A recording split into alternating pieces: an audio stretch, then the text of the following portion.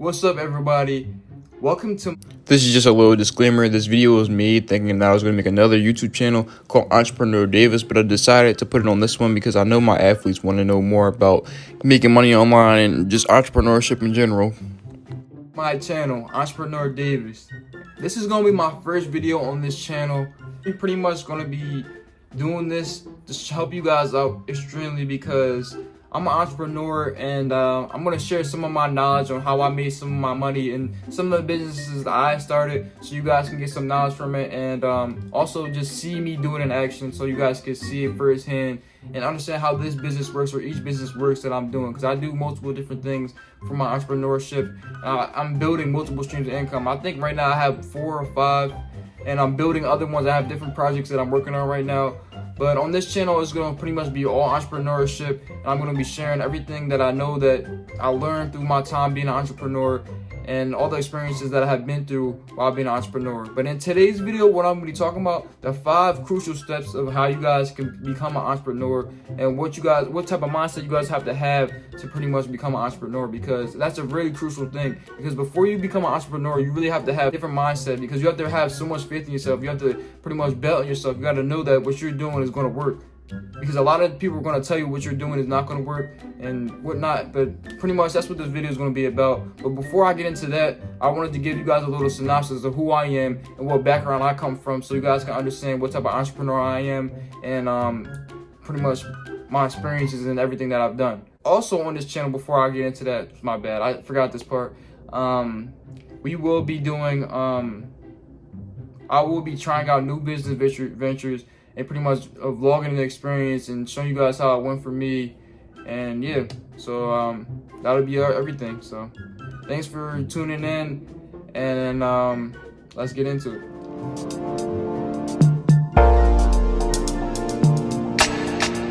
Alright, so let's start off by me explaining to you guys how my entrepreneurship career has gone so far and what type of businesses I have tried and done in the past and am currently doing right now. So to start off, back when I was super duper, we're gonna take it way back when I was super duper young. Super duper. So when I was super duper young, I think I was about 10 years old, I had a knack for like just getting money. I just love getting money. And like, I don't know, I got a lawnmower. My dad bought me a lawnmower, and so what I did, because he told me to cut our lawn, obviously, because that's what it was used for. But what I did, I took the lawnmower around and I asked my neighborhood if I could cut their grass, and I would ask for like $20. And this was when I was 10, so I was going around the neighborhood, knocking on doors, cutting their lawn, getting $20 a pop. You know, I was making a little bit of money. I mean, I didn't realize that until this day that I was an entrepreneur back then. Back then, I was just trying to make money for myself, and even back then, I signed my little sister to this contract, which was actually really funny because I was only 10 years old. It was like, it wasn't a professional contract, obviously. I wrote on a paper, like, this is how much you will make and this and that. Because she would be, like, sweeping up the job while I'm cutting the grass. Because, you know, grass gets everywhere when you're cutting lawns and stuff. But, yeah, that's how I pretty much started off my entrepreneur career, right there, cutting the grass. And it just was a good start. I mean,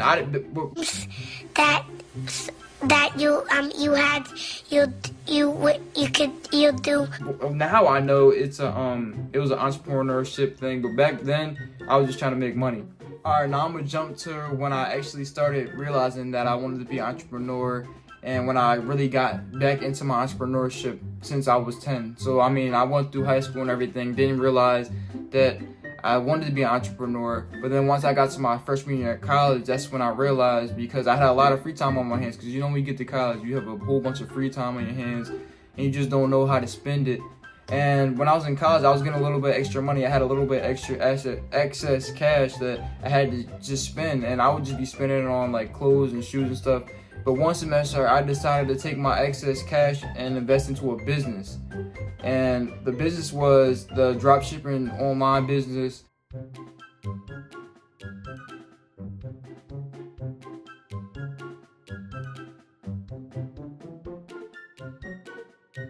It was back in 2019, so it was like right kind of at the brink before it started really going crazy and people started doing a whole lot.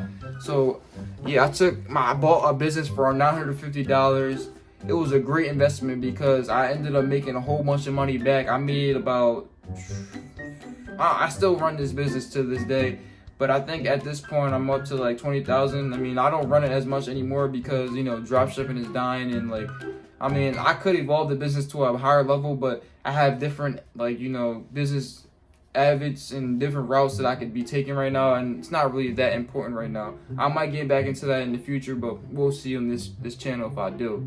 But yeah, I started doing that. It was selling men's clothing, and well, not really men's clothing, but just clothing in general. And it was just a great little joint to get me back into being an entrepreneur. And I would spend endless hours just putting in time and work, and it was really paying off. I was making up to like upwards of $500 a day when I was really doing it, and it was just really successful. So that really gave me a real big boost to me becoming an entrepreneur, and it made me realize that I can actually do this. I can run a business. I can do this. I can do that. It just gave me my confidence that I needed, so I can understand, so I can know that I know what I'm doing. So that was the first one. So then after I got into that and I was, you know, doing my thing, I moved on to other things, try to expand my business, expand my mindset, expand my knowledge pretty much. So then that's when I moved on to building my personal brand. And it was like a great opportunity for me at the time because back in 2019, that's when, going into 2020, obviously, that's before anybody ever touched TikTok.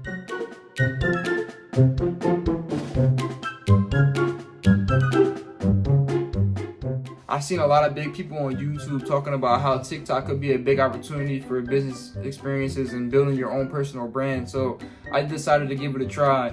At first, it was not successful, honestly.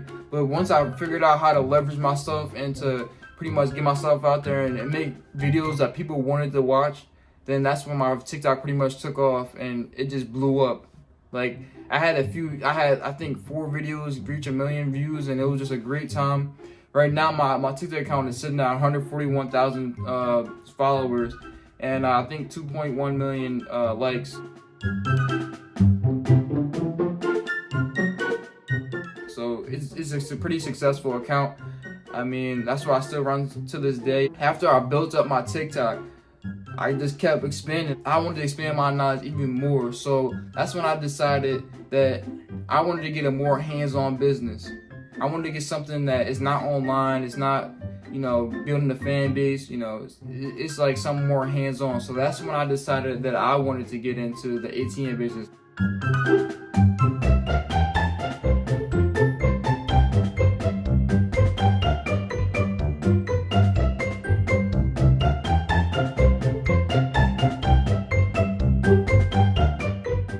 Because I seen it on YouTube a lot. I liked how the business works, and I mean, it seemed like a good investment. It's kind of like investing into a real estate property, but it's a lot lower cost to get into this business. You know what I'm trying to say? So that's what I decided to do, and I got really lucky. I was able to find a free ATM on Facebook Marketplace. It was all in Virginia, so I had to drive 2 to 3 hours to go get it. But it was fine because it was a free ATM and it was a free way for me to get into this business. So that's what I did. I went out there and got the ATM, and I pretty much got into the business. I mean, I found some locations that needed me to put my ATMs in there, and I put my ATMs in there, and it's making good money. It's passive income, so I mean, it's not much I got to do. The only thing that I really have to worry about with this business is I have to go out and refill the ATMs, but it's not as bad because the simple fact that, I mean, that's simple. Like, I don't have to do much work because I've done worse. Like, I've done way harder work. But yeah, so that's what I did next. I was at ATMs. ATMs was my thing. Right now I have 2. I'm thinking of getting another one, but I'm just letting it mellow right now because I have other things I'm worried about. But then that took me on to another business venture that I really enjoy. I really do. This business venture is power washing and power cleaning houses, roofs, sidewalks, and everything.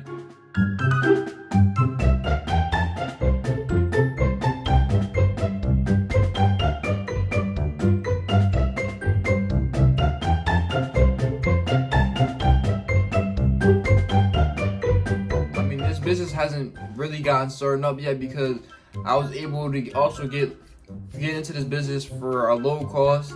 because my mom actually had a van that had a power washer in it, and she recently left PA because that's where I had lived, and she moved to Texas. So since she did that, she didn't feel like bringing the van all the way down to Texas, so she just gave it to me. So it allowed me to get an easy access into this business, and it's a commercial, nice, big power washer. So it's not like a small, tiny power washer. It's the one inside of a van. It's a huge, nice one, probably about $10,000 worth. She gave it to me, and now I'm about to get into that business too. And that was my fourth stream of income that I'm gonna be having. And very soon enough, I'm gonna be getting into real estate and stuff like that. I'll keep you guys updated with that on the channel. But yeah, that's my 4 streams of income that I have currently. I mean, you can count the last one. You don't have to. It's up to you. But that's why I counted myself, because I know in the future it's gonna be making me a lot of money. All right, so now let's jump into the 5 crucial steps for you to become an entrepreneur. So the first step for you to become an entrepreneur, you need to be a people's person.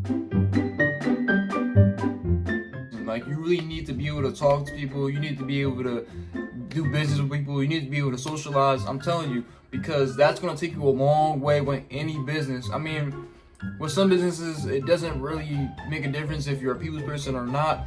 But in some scenarios, even in those businesses, you still need to be a people's person. And the businesses that I'm talking about are obviously like online businesses. I guess you could say 18A business too, but you still need to be a people's person to be able to talk to somebody so you can get the location. And in an online business, you still need to be able to talk to somebody. Say you're trying to expand your business to a higher level. You're trying to get a manufacturer. You're trying to get a personal manufacturer, but you don't know how to talk to somebody, so it's not going to really work out well. So that's where you need your people's skills. You really need to be a people's person. I'm telling you guys, it's going to go a long, long way for your entrepreneur career. And it's just going to make you a better entrepreneur, honestly. But let's go into step 2. Step 2 is you have to know how to solve people's problems. Because you can't be a great entrepreneur or a good entrepreneur in general if you can't solve any problems, because then you're not going to be able to sell anything. Your product's going to be bad, and it's just not going to be good at all. Because if you can't solve a problem, then why would somebody invest their money into what you're doing, or try what you're doing, or whatever you're trying to sell to them? Like, it doesn't make any sense. It doesn't do anything for them, so why would they buy it from you? Like, it just doesn't make sense to anybody to put money into something that's not going to do anything for them. So you gotta be able to solve a problem. I mean, it doesn't necessarily have to be like, okay, like somebody got a cut, now you made a band-aid, you're selling the band-aids. It doesn't have to necessarily be something like that, but you have to put your products in front of the right people, so it feels like they feel like they need to buy your product, or they need to buy your service, or whatever you're selling to them, or whatever you're trying to get them to buy. So yeah, that's number 2, man. Solve people's problems, man. Number 3, you have to know how to market your products. You have to get your products in front of the right people, because if you put a product that somebody is not interested in at all in front of them, they are not going to buy it. I repeat, they're not going to buy it. I promise you, because I tried this before and it was not successful at all. Like, nobody clicked on it, nobody bought anything, obviously. It just was unsuccessful. Like, you need to put your products in front of the people that want your product and the people that you're trying to target. You can't just put them in front of any target audience, because obviously you're gonna not get any good results. And first of all, that's going to be horrible, because that means you just completely wasted money. Because in some cases, when you don't get any sales, but you might get some clicks or some views or something like that, it's still fine, because you still got some analytics, so you understand what people want and how you can change it up to make it better. But in this case, if you're putting it in front of somebody's face that does not want the product, it'll just be a waste of time and money. So make sure you're putting your products in front of the right people. And I have a great example of this. So when I first started my online business, the one that I told you about earlier, I was selling like merchandise for different things, like maybe Stranger Things or like different artists and whatnot. And this is what I would do. I would go on Instagram. This is free game right here. I'm just letting you guys know this is some free game. I mean, I don't know if it's still legible right now, if you guys can still do it, but you can still try it. So I went on Instagram and I pretty much typed in that topic. And then once I typed in that topic, I found a good amount of accounts that I could do promotions on. I would then make sure there's a good product that I can find on AliExpress or Alibaba or something like that that I can pretty much use to sell and leverage and pretty much, drop ship it. Because, I mean, obviously, if you're going to start off, you definitely want to do drop shipping. It's the best business to start off with. Just make sure you're fulfilling your orders. But, so I went on there and got some products, and then I made it look nice on a website. Make it look all nice and whatnot. And then after that, I would do a promotion on the topic that the merchandise I'm trying to sell. And I know from experience, if I tried to go to anybody else with that same merchandise, a different account, then it would do horribly. And if I was on the account that likes that merchandise and that likes that topic, it would do amazing. I'm telling you, it would give me a lot of money. A lot of money will come in that day, and it was just successful. So this is a great example, and for some free game if you guys want to go try that out. I don't know if it's still eligible right now. I mean, because I know the dropshipping niche is going down and stuff like that. People will start building and are moving away from it because slower shipping times and bad products and whatnot. But go ahead, try it if you want to try it. But let's go on to step 4, what you guys have to do to become a great entrepreneur. You have to be accountable. And what I mean by this, being accountable, obviously everybody knows what the word accountable means, but what I mean by this is you really have to be accountable for yourself, because nobody's going to be making sure that you're doing this thing, you're making sure your business is online, it's on top-notch line, and you're on customer service, or you're on this, or you're doing that. You're your own boss, so you have to make sure that's going to happen. And you have to be accountable to wake up at a certain time and to make sure this is right, make sure that's right. Like, it's all up to you. And if you're not accountable, then you're not going to have a great business. And it's all probably maybe gonna fail because you're not accountable and you're not disciplined enough to keep producing good stuff for your customers.